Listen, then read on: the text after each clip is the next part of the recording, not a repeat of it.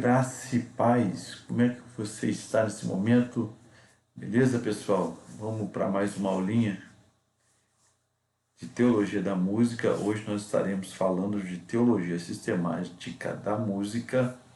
É a nossa segunda aula sobre esse tema e eu tenho certeza que vai ser uma bênção em nome de Jesus.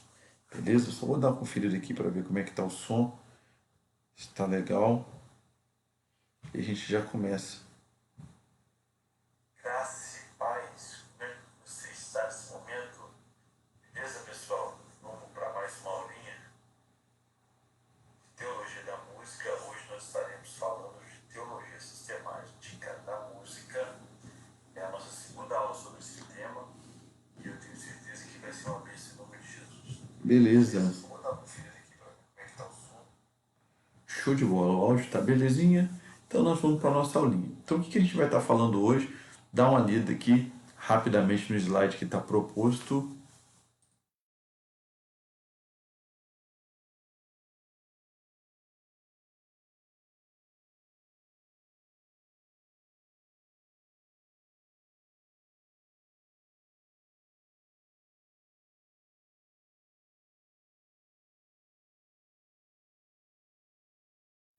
Bem, já deixei para você dar uma lidinha num tópico chamado Quando Devemos Louvar. Diz o seguinte: quando sempre, dando sempre graças por tudo ao nosso Deus e Pai. Efésios 5:20. Em tudo dai graças, porque essa é a vontade de Deus para conosco. Segundo a 1 Tessalonicenses 5:18. Ofereçamos a Deus sempre sacrifício de louvor. Bem, então devemos louvar a Deus, querido, segundo os textos que foram propostos, em todo o tempo. A primeira coisa que a gente tem que analisar é que a adoração, que o louvor, ele precisa ser dado a Deus em todo tempo.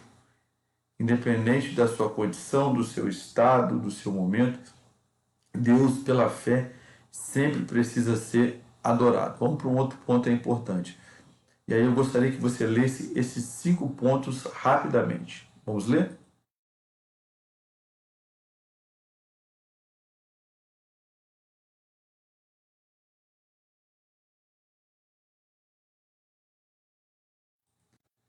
Prontinho. Temos aí expressões do louvor. Bem, quais são as expressões específicas do louvor? Primeiro, palavras. Segundo, ofertas. Terceiro, ações. Quarto, orações. Quinto, música. E sexto, reverência.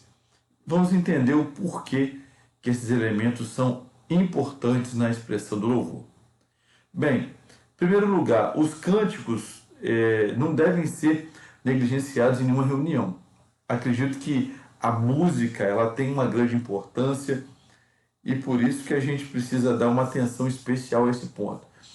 Deus pode ser glorificado por essa parte do serviço, porque a partir do momento que eu louvo, que eu adoro a Deus, eu declaro que eu estou glorificando a Deus. Então, muitas vezes o canto de simples hinos pela congregação tem um toque especial, que não existe no cantar de um coral, não importa quão habilidoso é. Às vezes uma pessoa cantando um hino, ela pode expressar para Deus uma adoração verdadeira, pura, muito mais até do que um cantor profissional, do que um grande coral conhecido. Então, o canto congregacional ele precisa ser um ato sempre exercitado na nossa vida.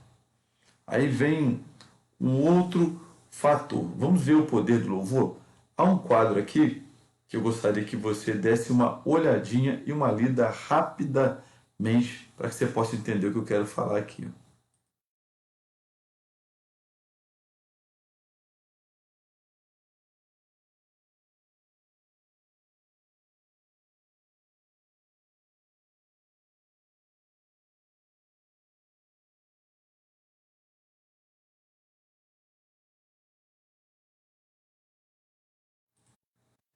Bem, acredito que você tenha conseguido ler. Se não leu, depois, com calma, dá uma revisada, volta o vídeo quando tiver essa oportunidade.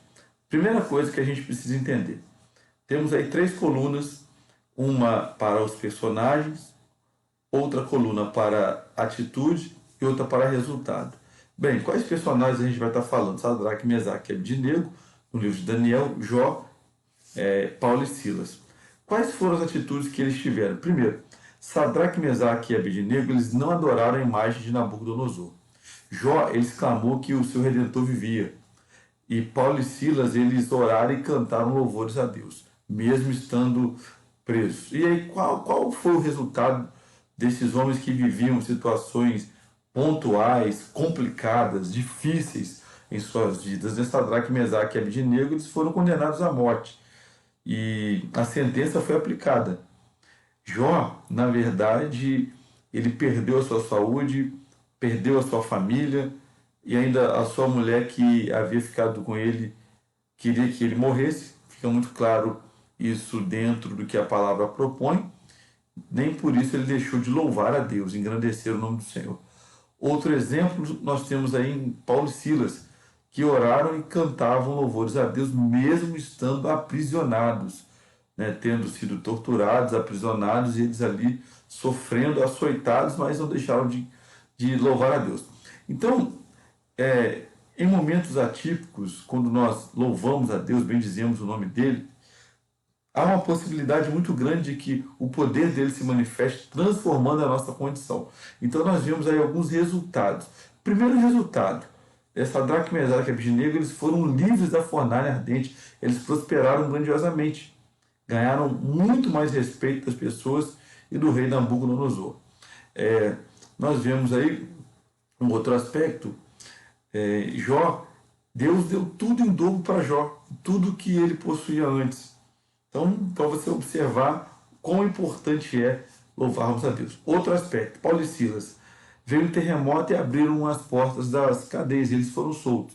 Tudo isso através do louvor. Nós não estamos falando de música, mas do potencial que o louvor tem. Tanto quanto no aspecto musical, quanto no aspecto diário. Então vamos lá, queridos. Mais um ponto aí para a gente ir à frente. Então, o que a gente precisa analisar? Nós temos que ter uma vida de louvor. E como funcionaria isso? Por que nós necessitamos louvar a Deus? Porque Deus ele está conosco a todos os momentos. A Bíblia diz que o Senhor está conosco todos os dias até a consumação dos séculos. Então, é bíblico isso. Então, entender esse princípio é importante, porque, de fato, nós estamos cumprindo com o propósito que Deus determinou para nós. Outra coisa, através do louvor, nós recebemos auxílio divino para superar as provações. Então, quando a gente louva, a gente se lembra do potencial que Deus tem para nos tirar da nossa limitação, da nossa fraqueza, tendo em vista que a Bíblia diz que o poder de Deus ele se aperfeiçoa em nossa fraqueza. Então, a manifestação de Deus, do Pai, do Filho e do Espírito Santo, ela é real, ao ponto de nos tocar no corpo, na alma e no espírito, quando nós também louvamos a Deus. Outro princípio, né? Precisamos cultivar o louvor em nosso viver diário. Infelizmente, nós temos vivido momentos em que as pessoas elas têm uma facilidade muito maior para reclamarem do que para louvarem. Viver o louvor diário é uma forma de exercitarmos a nossa fé, a tal ponto que nós não venhamos abandonar a nossa fé quando as dificuldades virem. Então, precisamos exercitar o louvor no nosso dia a dia, muito mais do que as reclamações, as demandas, porque Deus ele conhece o nosso coração, sabe das nossas necessidades, porém, nós precisamos ser verdadeiros adoradores e verdadeiras adoradoras. Indo adiante, pessoal, alguns elementos da música sacra que eu gostaria de estar falando agora. A música sacra ela é de suma importância para a nossa vida, porque aquilo que é sagrado precisa ser parte do nosso ser. Então vamos falar aqui sobre alguns elementos da música sacra. O texto, a melodia, a harmonia, a forma e o ritmo. Beleza? Vamos entender esse conceito dentro do princípio do louvor e da adoração. Primeira coisa, o texto. O que precisa ter num texto de uma música sacra? Um elemento principal, a mensagem que a música quer transmitir. Então, é a primeira coisa que a gente precisa entender. Tem que ter uma mensagem, tem que ter uma direção, tem que ter um conteúdo. Outra coisa, deve estar em harmonia com as nossas doutrinas. Então, toda música para ser chamada de sacra ou sagrada, a palavra sacra deriva de um conceito arcaico do que é sagrado. Então, a música sacra, a música sagrada, ela precisa de alguma maneira estar em harmonia com aquilo que nós cremos. Ela precisa estar coadunando com os princípios bíblicos, ela precisa estar estruturada e calcada no pensamento histórico da igreja, naquilo que os pais da igreja deixaram como alicerce, daquilo como os apóstolos deixaram como alicerce, daquilo que Jesus deixou como alicerce. Então a música, para ser sacra, ela precisa ter esses princípios arraigados no seu fundamento. Um outro fator, né? É estruturado de forma poética, inteligível, com rima, prosódia, e no caso a prosódia musical. Gente, infelizmente a gente tem vivido uma pobreza muito grande do princípio relacionado à harmonização. Então, uma música, para ser sacra, ela precisa ter uma harmonia rica, uma harmonia que, de fato, além de trazer qualidade musical, ela possa realmente ter um estilo que se enquadre nos princípios religiosos, os princípios, especialmente falando, cristãos. E aí a gente tem alguns exemplos bíblicos, né? Os Salmos, os Cânticos de Moisés e muitos outros, né? O próprio Paulo tem muitos cânticos no Novo Testamento, Efésios 6, podemos dizer que 3 é um cântico, dentre outros textos que nós poderíamos citar. O próprio 1 Coríntios 13, né? Alguns historiadores dizem que é um cântico, mas vamos lá.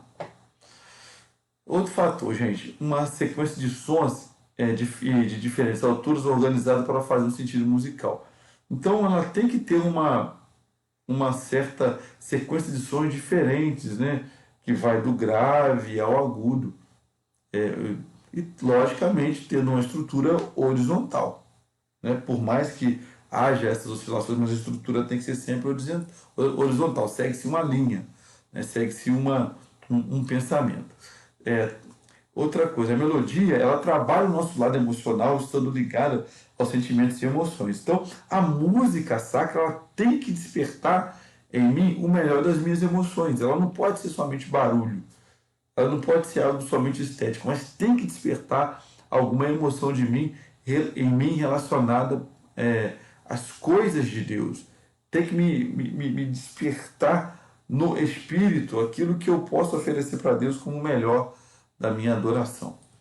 Um outro fator, a harmonia. A combinação de notas soando simultaneamente para produzir acordes e sua utilização sucessiva para produzir progressões de acordes. Então a música ela tem que ser bem harmonizada. Ela tem que ter também uma estrutura vertical, em que serve de base ou acompanhamento para a melodia. Trabalha o nosso lado racional. Tá? Outro fator importante, a forma. Configura-se no caso, seria uma configuração básica de uma música, né? Os hinos tradicionais, hinos contemporâneos, por aí vai. Então tem que ter uma característica específica, uma configuração básica. Que tipo de hino é esse? Qual é o objetivo deste hino? De que época é este hino? E a música sacra ela tem que saber, de alguma maneira, selecionar se aquele hino ele tem a ver com o período que nós estamos cantando, se tem uma mensagem relevante para aquele momento que nós estamos ali adorando a Deus. Outra coisa importantíssima, gente, o ritmo. É um modo pelo qual agrupamos os sons em determinada sequência. Então o ritmo ele é importante, né? Porque a música é formada de harmonia, melodia e ritmo. Então o ritmo ele é importante. Ele está totalmente ligado ao nosso corpo, né? A estrutura rítmica de uma música a identifica. Então se você sabe que a música ela é cadenciado de uma forma mais rápida, você sabe que é um hino que talvez será um hino de júbilo. Se você sabe que é uma cadência mais lenta, pode ser um hino de adoração, dentre outras coisas mais.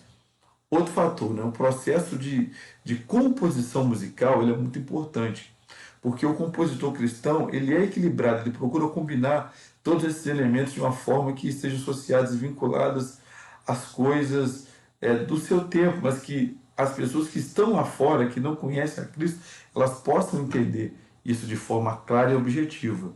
Tá? Então, a música ela passa a ter um significado. partindo desse princípio, né? Ela faz uma associação com determinada situação. Ou seja, a pessoa compõe uma música falando sobre problemas existenciais. Então, uma pessoa que escuta uma música nesse sentido, ela vai refletir sobre o seu momento, né? Se ela está bem consigo mesma, se ela sabe para onde vai, se ela sabe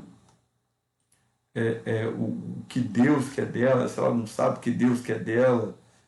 Enfim, então a música ela tem que despertar nas pessoas esse desejo de verdadeiramente elas estarem conectadas com Deus, né? E pensarem e refletirem sobre a sua vida, né? E não existem instrumentos ou ritmos diabólicos por si só.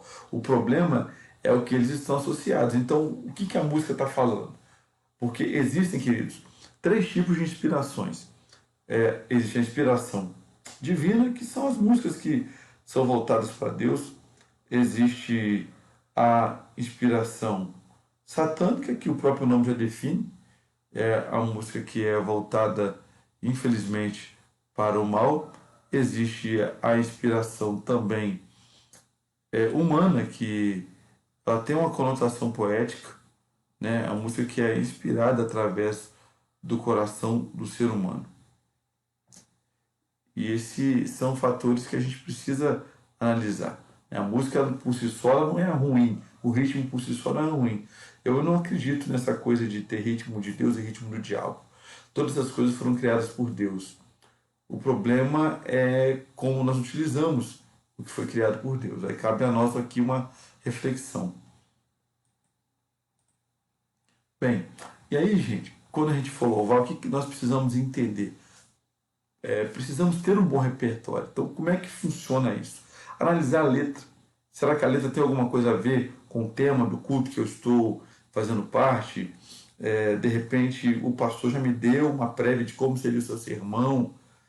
E outra coisa, evitar muitas vezes frívolas repetições, né? Óbvio que tem louvores que repetem o refrão, o estribilho, entre outras coisas mais, que são até inspirados por Deus, mas a gente tem que estar numa conexão espiritual muito grande para que isso não se torne maçante, chato e lógico, dentro do contexto do culto, daquele momento, daquela noite, né?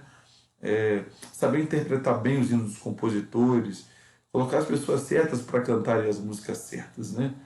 Não adianta você querer colocar uma música que tem muitas oscilações vocais, muitas elaborações vocais e colocar para cantar num coral que não tem pessoas que são muito versadas para isso.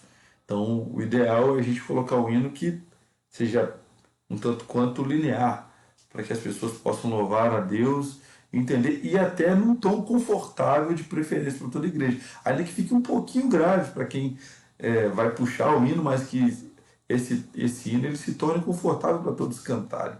Então a gente tem que pensar dessa forma. Então, dentro do possível, utilizar sempre acompanhamento instrumental, porque isso ajuda muito.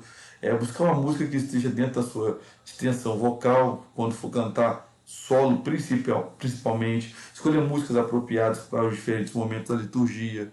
Não adianta a gente querer, num momento de culto que está iniciando, às vezes só ficar ali, coloca um hino que vai jogar as pessoas para cima, vão fazer as pessoas adorarem a Deus. Isso tem que ser observado.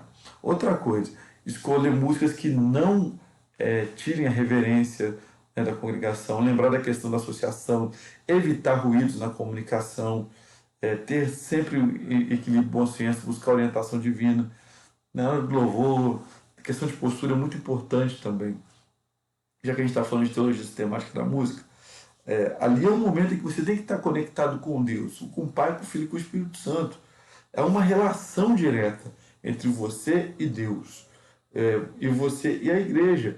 É tanto cristocêntrico quanto soteriocêntrico quanto teocêntrico e antropológico, não antropocêntrico, mas antropológico, porque o homem, de alguma maneira, ele oferece para Deus aquilo que ele tem de melhor. Então, o que acontece? Muitas vezes a gente está desconectado. A gente está voando, está pensando em outra coisa, e o pessoal está ali, entre a transição de um e no outro, em vez de estar ligado, está conversando, está falando alguma coisa, está lá, né, procurando música igual um desesperado no celular. Então, esse preparo, esse ensaio, ele tem que ser de suma importância relevante para cada pessoa, porque às vezes a gente vai despreparado e quer que Deus ele nos abençoe sem nós estarmos devidamente preparados, tá? Então a gente precisa mudar essa concepção. Outra questão que é super pertinente. Princípios que orientam um cristão, tá? O que nós precisamos entender que fala em Filipenses 4:8? Tudo que é puro, tudo que é bom, tudo que é agradável, tudo que é de boa fama, se há alguma virtude nisso, se há algum louvor, nisso pensai.